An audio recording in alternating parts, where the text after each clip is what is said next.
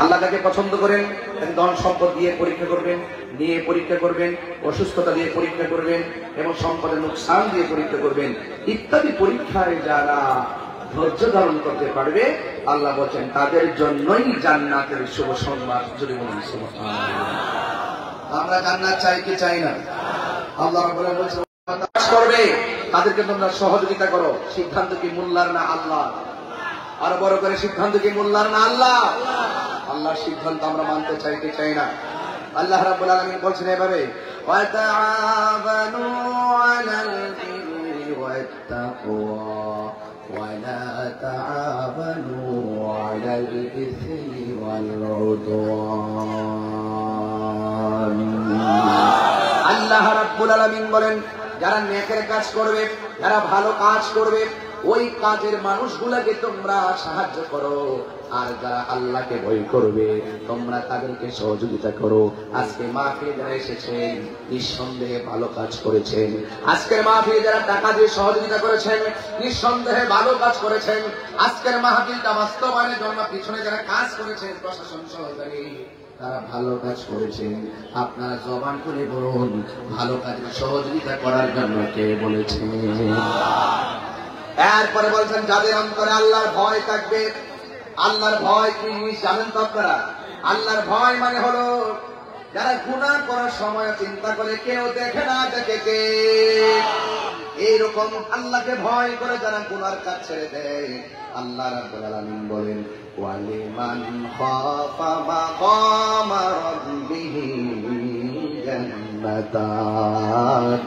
আল্লাহ রাব্বুল আলামিন বলেন, আমি আল্লাহকে ভয় করি না যারা গুনার কাজ ছেড়ে দিবে, আমি আল্লাহ রাব্বুল আলামিন তাদেরকে একটা জান্নাত দিব না, তাদেরকে দুইটা জান্নাত দিয়ে দিব। আল্লাহু আকবার বলেন না? জান্নাত দেওয়ার মালিক কে? দুনিয়াতে অনেকে জান্নাতের টিকিট বেচে, এটা চলবো, এটা পাবলিকে খাইবো, এটা তাহিরিরা খাইবো, জাহিরিরা খাইবো, এগুলোকে সুন্নিরা তা খায়। জান্নাত দেওয়ার মালিক কে? ওয়া বাশশিরিল্লাযীনা আমানু ওয়া আমিলুস সালিহাতি আন্না লাহুম জান্নাতিন তাজরি মিন তাহতিহাল আনহার। জান্নাতে পাইতে গেলে ঈমান দরকার আছে না নাই?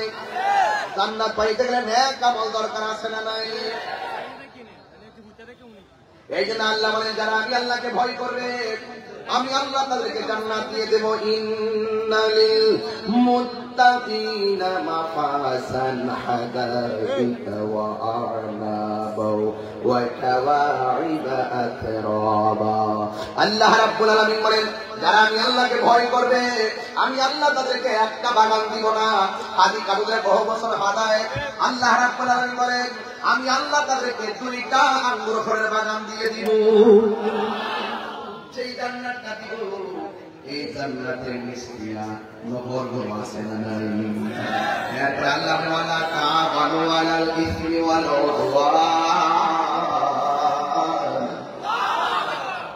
ওয়ালা তাআবানু আলাল ইসমি ওয়াল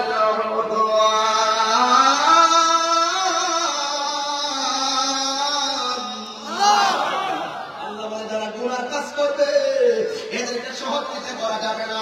যারা সীমা লঙ্ঘন করবে এদেরকে সহযোগিতা করা যাবে না। যারা জ্যান্ত একটা মানুষ মারা যাওয়ার পরে কবরে দেওয়ার পর 14 দিন পরে কবর থেকে তুললা যেই মুসলমান ওই লাশের গায়ের মধ্যে আগুন ধরায় দেয়, এটা সীমা লঙ্ঘন। আল্লাহ বলে, ওয়ালা তাআবানু আলাল ইসমি ওয়াল উদওয়ান। যারা সীমা লঙ্ঘন করে এদেরকে সহযোগিতা করা যাবে না। ঠিক কিনা বলে?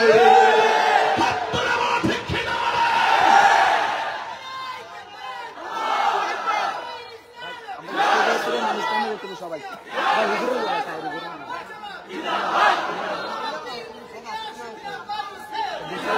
সব নেমে দেখতে একজনের লেগে আরেকজন নেমে না।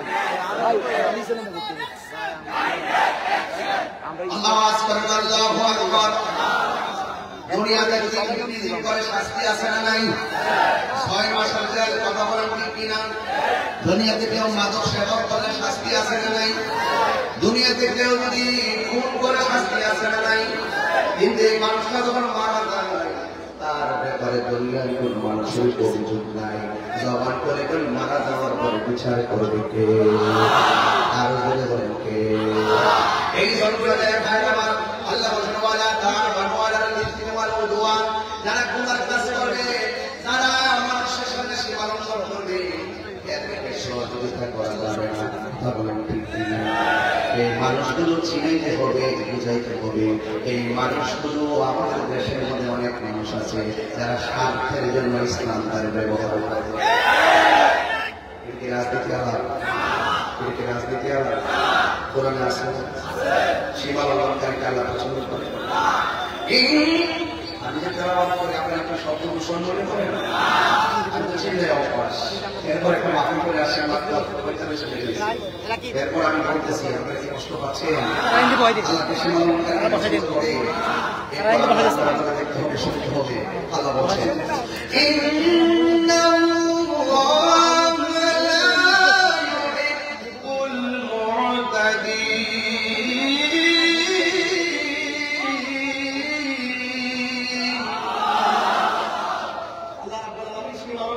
পছন্দ করে। এই জন্য সীমা লঙ্ঘন করা যাবে, গুনার কাজ করা যাবে। এই জন্য গুনার কাজ যদি করেন হিসাব আছে না নাই? আর বড় করে হিসাব আছে না নাই? এই জন্য আপনাদের সবাইকে সোচ্চার থাকতে হবে। রাতের বেলা ঘুমাইবেন ঈমান নিয়া, এমন একটা সময় আসবে ঘুম থেকে উঠবে বেঈমান হইয়া, সকালবেলা বের হইবেন ঈমানদার হইয়া, সন্ধ্যাবেলা বাড়ির মধ্যে ঢুকবেন বেঈমান হইয়া। ঈমান কোন দিকে চলে যাবে এর পাবেন না। আমার দেশের ভিতরে টেকার পাম্পের ফাইলে তোমার বাসা পাল্টাই যাবে।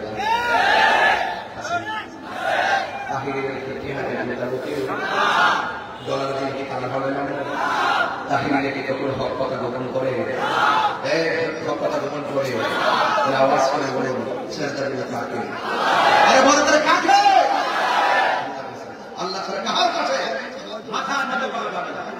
সেজদা পাওয়ার মালিক কে? মাজার কি সেজদার জায়গা না জিয়ারতের জায়গা? আরো বড় বড় বলুন, জিয়ারত করা কি? এগুলো সীমা লঙ্ঘন কথা, এগুলো গুনার কথা। কখনো নবীর সুন্নাত হারাম হতে পারে না। কথা বলেন ঠিক কিনা বলেন? এই সমস্ত কথাগুলো বলে বলে প্রশাসনকে মার করে এটা তাইরুজের মোবাইল দিয়ে কথা বলি। আমি পিছনে পুরো মাদার পুরারি এই টেপ দিয়ে দিয়ে আমাদেরকে রাস্তায় গুরুত্বপূর্ণ জায়গা থেকে দূরে সরে রাখা হয়েছে। আমি পরিষ্কার ভাষায় বলতে চাই, রাষ্ট্রযন্ত্রের গুরুত্বপূর্ণ ধর্মীয় সিদ্ধান্ত নিতে গেলে 75% সুফিবাদী সুন্নি জনতা ছাড়া এই দেশে কোনো সিদ্ধান্ত হতে পারে না।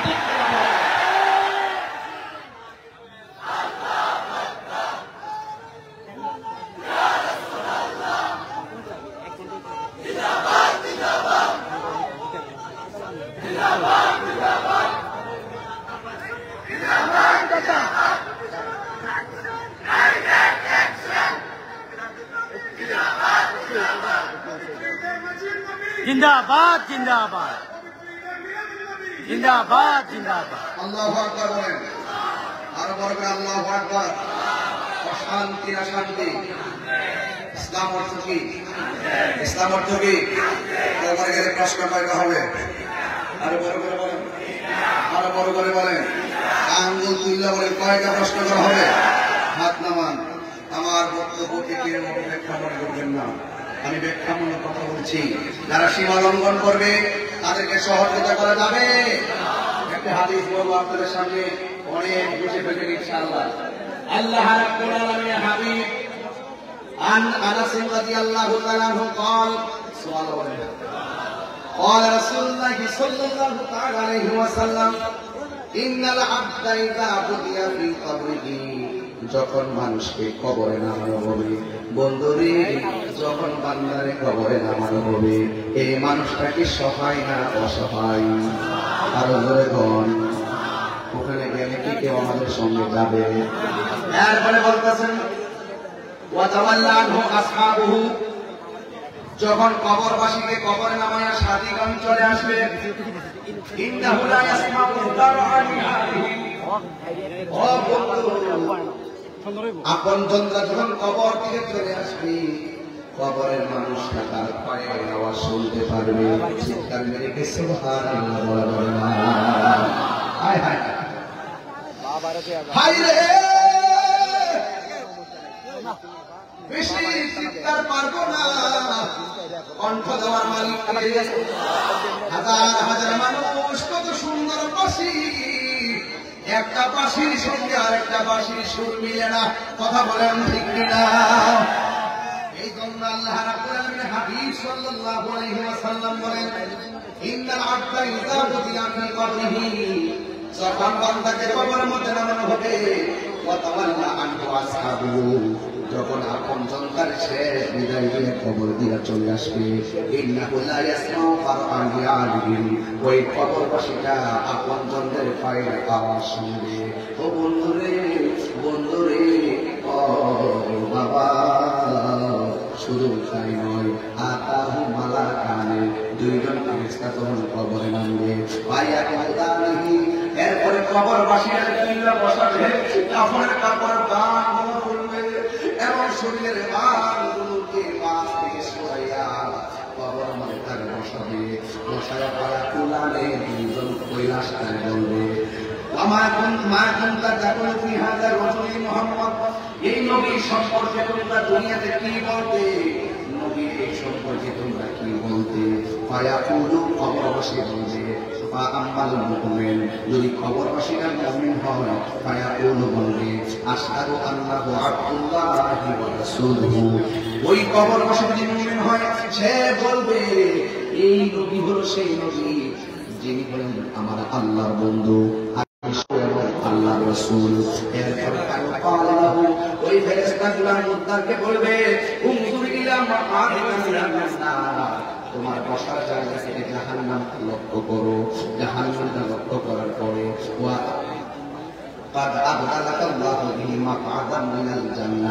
কবরবাসী বলবে, আমি প্রশ্নের উত্তর দিয়েছি জাহান্নামের আগুন কেন? ফেরেশতারা বলবে, যদি তুমি উত্তর দিতে না পারতা, কবরটা জাহান্নাম হয়ে যেত। উত্তর দেওয়ার কারণে আল্লাহ রাব্বুল আলামিন তোমার স্থানিকারে জান্নাত বানায়া দিয়েছে। এই আওয়াজ আমরা জোরে জোরে বলি না সুবহানাল্লাহ। তাহলে আমরা কি ইমানদার না বেঈমান? ইমানদারের নামাজ দরকার আছে না নাই? ও বন্ধু, ওয়া আম্মাল মুনাফিক ওয়াল কাফির, যদি কবরবাসী মুনাফিক হয়, তারে প্রশ্ন করা হবে, কবরবাসীকে প্রশ্ন করা হবে, মা কুনতা তাকুলু ফি হাযা রাজুল, এই মুহাম্মদ সাল্লাল্লাহু আলাইহি ওয়াসাল্লাম সম্পর্কে তোমরা দুনিয়াতে কি বলতে? দেখেন মুনাফিকরা দুনিয়াতে যেমন মুনাফিকি উত্তর দেয়, কবরে যায় মুনাফিক উত্তর দেয়। কবরে যায় কি বলে জানেন? লা আদরি, আমি জানি না। কুনতু আকুলু মা ইয়াকুলুন নাস, দুনিয়াতে মানুষের কাছ থেকে যা শুনতাম তাই বলতাম। এমন কাছে না নাই? কিতাব দেখে না, দলিল দেখে না, আমরা হুজুর কইছে, আমরা মামলা কইছে, আমরা এমন কইছে, তমুক কইছে। কবরে যাওয়ার পরে সে বলবে, লা আদরি, আমি জানি না। কুনতু আকুলু মা ইয়াকুলুন নাস, আমি দুনিয়ার মানুষের কাছে যা শুনতাম আমি তাই বলতাম। ফেরেশতারা বলবে, তুমি শিখলা না কেন? কোরআন দেওয়া হয়েছে, তুমি করলা না কেন? আল্লাহ করবো না কেন? যারা খুঁজে তাদের কাছে গেল না কেন? এরপরে বলা হয়েছে, যখন সে উত্তর দিতে পারবে না, তখন কি করবে শোনেন।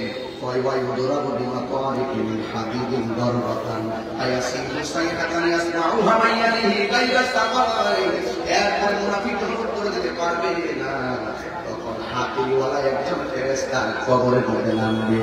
তার চোখ দিয়ে কোনো কিছু দেখবে না রে আমার কুমিল্লার বাবা, তার কান দিয়ে ফেরেশতা কোনো কিছু শুনবে না। হাতুড়ি নিয়ে এমন ভাবে কবরবাসীর আঘাত করবে, মুনাফিকরা এমন ভাবে আঘাত করবে, আর কাফের এমন ভাবে হাতুড়ি নিয়ে আঘাত করবে, শক্তির গাছ মাটির নিচে নিয়ে ঢোকাইয়া দিব। দুইটা প্রাণী আওয়াজ শুনবে না, গরু কবরের কান্নার আওয়াজ শুনবে, ছাগল কবরের কান্নার আওয়াজ শুনবে, প্রাণীগুলো কবরের কান্নার আওয়াজ শুনবে, দুইটা প্রাণী কান্নার আওয়াজ শুনবে না। বলছে কাইরা সাকলাইন, সাকলাইন মানে হলো একটা জিন জাতি আর একটা মানুষ জাতি। এই দুইটা প্রাণী কবরের আযাবের আওয়াজ শুনবে না কেন? ওয়া মা ফালাতু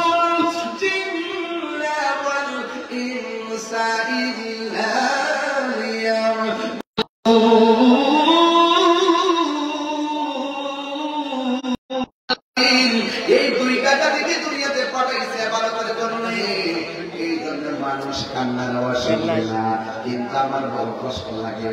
আমার ভাই ওনার যদি যৌবন থাকে, ওনার যদি কিশোর বয়সের কথা বলি, ওনার একটা প্রশ্ন করবো, ভাই তোমার কয়টা প্রশ্ন করা হবে? ভাই আমাদের তিনটা।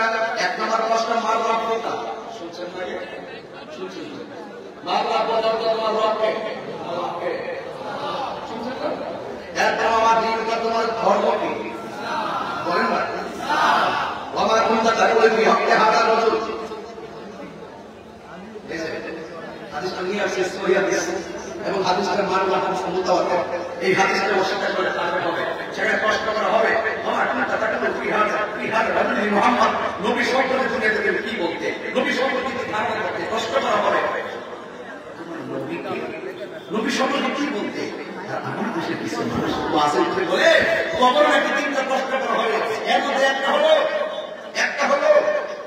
ওয়ামা দীনুকা। আমি প্রশ্ন করছি, উত্তর দেন। ওয়ামা দীনুকা, ওয়ামা দীনুকা, এটা ওয়ামা দীনুকা মানে তোমার ধর্ম কি? তোমার ধর্ম কি? এখন কিছু লোক হয়ে গেছে, কবরে দুই নম্বর প্রশ্ন হবে ওয়ামা দীনুকা, এটা নোট করে তোমার দলের কথা কি? ব্যবসা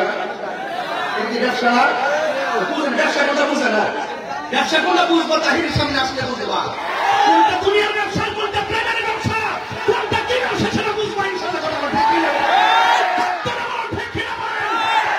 অন্তত পক্ষে তাহিরকে তাই বলো, ইসলাম নিয়ে অপব্যাখ্যা করার সুযোগ কাউকে দেওয়া হবে না। কথা বলেন ঠিক কিনা বলেন?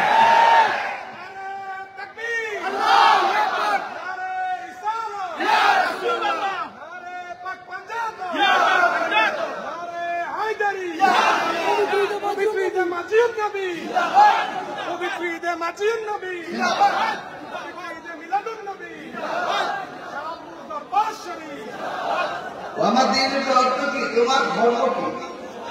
আপনার